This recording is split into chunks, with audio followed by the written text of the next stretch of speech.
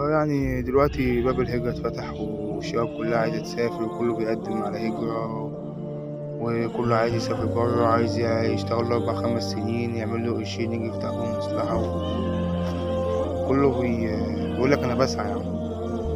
طَب أنت بتسعى إزاي يعني؟ أنا عايز أفهم أنت بتسعى إزاي؟ طَب ما تسعى هنا في بلدك. لا يا عم ده بلدك ما بتقدّرش، هناك بيقدّروا، هناك مين اللي بيقدّرك؟ أنت أصلًا ما بتعملش نُص اللي عليك هنا عشان تسافر برّه أصلًا. أنت أصلًا النُص اللي عليك هنا ما بتعملهوش.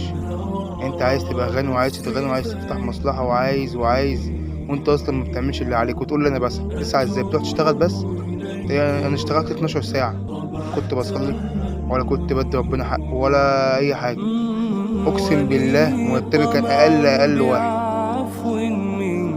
يعني أنا مش عارف أنت في إيه مالك يعني، ودلوقتي شغّال الحمد لله شغّال 8 ساعات والحمد لله الفلوس مكفّياني وأكتر كمان.